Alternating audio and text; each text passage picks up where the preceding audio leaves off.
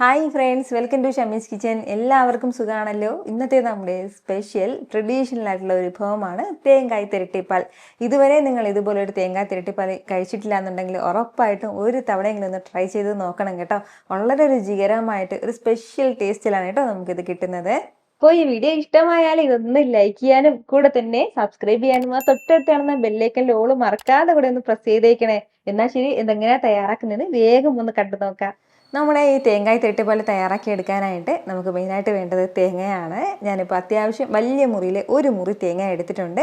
തീരെ ചെറിയ തേങ്ങയാണെന്നുണ്ടെങ്കിൽ മാത്രം ഒരെണ്ണം മുഴുവനായിട്ട് എടുക്കാം. അത്യാവശ്യം വലുതാണെന്നുണ്ടെങ്കിൽ ഇതുപോലെ ഒരു മുറി മാത്രം മതിയാകും. ഇനി വേണ്ടത്, ഞാനിപ്പോൾ ഒരു 3 ടേബിൾ സ്പൂൺ അളവിൽ ചെറുപയർ പരിപ്പ് എടുത്തിട്ടുണ്ട്. നമ്മൾ ഈ പരിപ്പ് കറിയൊക്കെ വെക്കില്ലേ, ചെറുപയർ പരിപ്പ്, ആ ഒരു പരിപ്പാണ്. അപ്പോൾ അത് 3 ടേബിൾ സ്പൂൺ എടുത്തിട്ടുണ്ട്. അത് ചെറുതായിട്ടൊന്ന് വറുത്തെടുത്തിട്ടുള്ളതാണ്. അപ്പോൾ അതിൻ്റെ കളർ ലൈറ്റായിട്ട് ഇതുപോലെ ഒന്ന് മാറുന്നവരെ ഒന്ന് വറുത്തെടുക്കണം. വറുത്ത് തന്നെ നമ്മൾ എടുക്കണം, എങ്കിൽ മാത്രമേ ഒരു പച്ച ടേസ്റ്റ് നമുക്ക് മാറി കിട്ടുള്ളൂ. ഇത് നമുക്ക് മിക്സിയുടെ ജാറിലേക്ക് മാറ്റിയിട്ട് ഫസ്റ്റ് നന്നായിട്ടൊന്ന് പൊടിച്ചെടുക്കാം. ഞാൻ ഇതുപോലെ നന്നായിട്ട് ഫൈനായിട്ട് ഞാനിതൊന്ന് പൊടിച്ചെടുത്തിട്ടുണ്ട്. ഇനി നമുക്ക് വേണ്ടത്, ഒരു മുറി അളവിലെ തേങ്ങ ഞാനിപ്പോൾ ചിരകി എടുത്തിട്ടുണ്ട്. അത് നമുക്ക് മിക്സിയുടെ ജാറിലേക്ക് ചേർക്കാം. ഇതിനോടൊപ്പം തന്നെ 3 ഏലക്കയുടെ സീഡ് മാത്രം എടുത്തിട്ടുണ്ട്. അതും കൂടി, ഏലക്ക പൊടിയാണെന്നുണ്ടെങ്കിൽ ഒരു 1/2 ടീസ്പൂൺ അളവിൽ ചേർക്കാം. ഇനി ഒരു 1/2 കപ്പ് അളവിൽ മാത്രം വെള്ളം കൂടി ചേർത്തിട്ട് നല്ലതുപോലെ തന്നെ നമുക്കൊന്ന് അരച്ചെടുക്കാവുന്നതാണ്. ഒരുപാട് ഫൈനായിട്ട് അരഞ്ഞു പോകണം എന്നുള്ള ആവശ്യമില്ല. ചെറിയ തരിതരിപ്പോട് കൂടിയിട്ടൊന്ന് അരച്ചെടുക്കാം. ഇതുപോലെ ചെറിയ തരിതരിപ്പോട് കൂടിയിട്ട് ഞാനിതൊന്ന് അരച്ചെടുത്തിട്ടുണ്ട്. ഇങ്ങനെ വേണം കേട്ടോ നമുക്കൊന്ന് അരഞ്ഞു കിട്ടാനായിട്ട്. ഒരുപാട് ഫൈനായിട്ട് നമ്മൾ അരച്ചെടുക്കരുത്. അതായത് നമ്മുടെ ഈ തേങ്ങയുടെ ഒപ്പം തന്നെ നമ്മുടെ ഈ പരിപ്പും കൂടി ചേർത്ത് അരച്ചെടുക്കുകയാണെന്നുണ്ടെങ്കിൽ നമ്മുടെ പരിപ്പ് പൊടിയാതെ കിട്ടും കേട്ടോ. അതിൻ്റെ പേരിലാണ് ഫസ്റ്റിലേ തന്നെ ഒന്ന് പരിപ്പ് നമ്മൾ ആദ്യം പൊടിച്ചെടുക്കുന്നത്.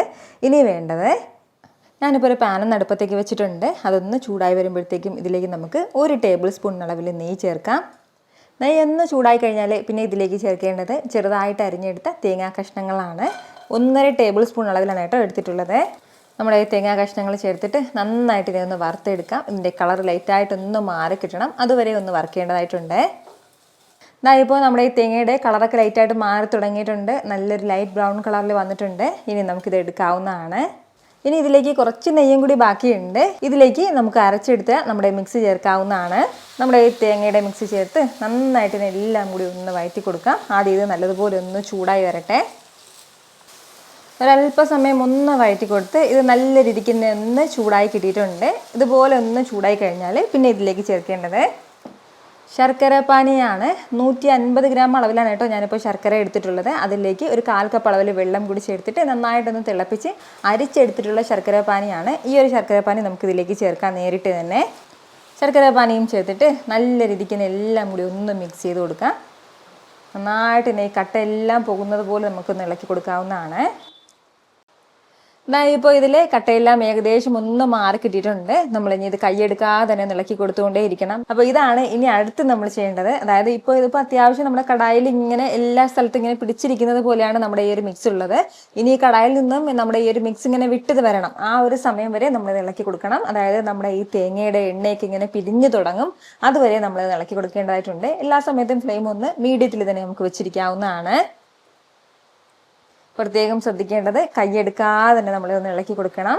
വളരെ പെട്ടെന്ന് തന്നെ ഇതൊന്ന് കുറുകി തുടങ്ങും. നമുക്കിപ്പോൾ ഈ ഒരു സമയത്ത് എക്സ്ട്രാ നെയ്യൊന്നും ചേർക്കേണ്ട ആവശ്യമില്ല. നന്നായിട്ട് തന്നെ ഇളക്കി കൊടുക്കണം. ഇതിൻ്റെ ഒരു കറക്റ്റ് പരുവം വരുന്നത് ഏകദേശം 10 മുതൽ 15 മിനിറ്റ് വരെ നമ്മൾ ഇളക്കി കൊടുക്കേണ്ടതായിട്ടുണ്ട്. അപ്പോഴാണ് അതൊക്കെ എൻ്റെ ഒരു കറക്റ്റ് പരുവം വരുന്നത്. ഇപ്പോൾ നമ്മളിങ്ങനെ ഒന്ന് ഇളക്കി കൊടുക്കാൻ തുടങ്ങിയിട്ട് ഏകദേശം ഒരു 3 മിനിറ്റ് ആണ് ആയിട്ടുള്ളത്. ഇതിപ്പോൾ നമ്മളിങ്ങനെ ഒന്ന് ഇളക്കി കൊടുക്കാൻ തുടങ്ങിയിട്ട് ഏകദേശം ഒരു 10 മിനിറ്റും കൂടി ആയിട്ടുണ്ട്. അത്രയും സമയം കൊണ്ട് തന്നെ ഇതുപോലെ ഇങ്ങനെ പിരിഞ്ഞു തുടങ്ങിയിട്ടുണ്ട്. ഇതിപ്പോൾ ഇത് കടായിൽ നിന്ന് വിട്ട് വരുന്ന ഒരു സ്റ്റേജാണ്. അതുപോലെ തന്നെ ആ തേങ്ങയിലുള്ള ആ ഒരു എണ്ണയൊക്കെ ഇങ്ങനെ പിരിഞ്ഞിട്ടുണ്ട്. ഇതാണ് അതിൻ്റെ ഒരു കറക്റ്റ് പരുവം എന്ന് പറയുന്നത്. ഇനി നമുക്ക് വേണമെന്നുണ്ടെങ്കിൽ മാത്രം, നിർബന്ധമൊന്നുമില്ല, നമുക്ക് വേണമെന്നുണ്ടെങ്കിൽ മാത്രം ഒരല്പം നെയ്യും കൂടി ചേർക്കാം. ഞാൻ ഇതിലേക്ക് കുറച്ച് നെയ്യും കൂടി ചേർക്കുകയാണ്. ഒരു 1/2 ടേബിൾ സ്പൂൺ അളവിലാണ് കേട്ടോ ഞാനിപ്പോൾ ഇതിലേക്ക് നെയ്യ് ചേർക്കുന്നത്. കൂടെ തന്നെ നമ്മൾ വറുത്തെടുത്ത തേങ്ങാ കഷ്ണങ്ങളും കൂടി ഈ ഒരു സമയം ചേർക്കാം. ഇനി ഇതെല്ലാം കൂടി വീണ്ടും ഒന്ന് മിക്സ് ചെയ്ത് യോജിപ്പിച്ചെടുക്കാവുന്നതാണ്.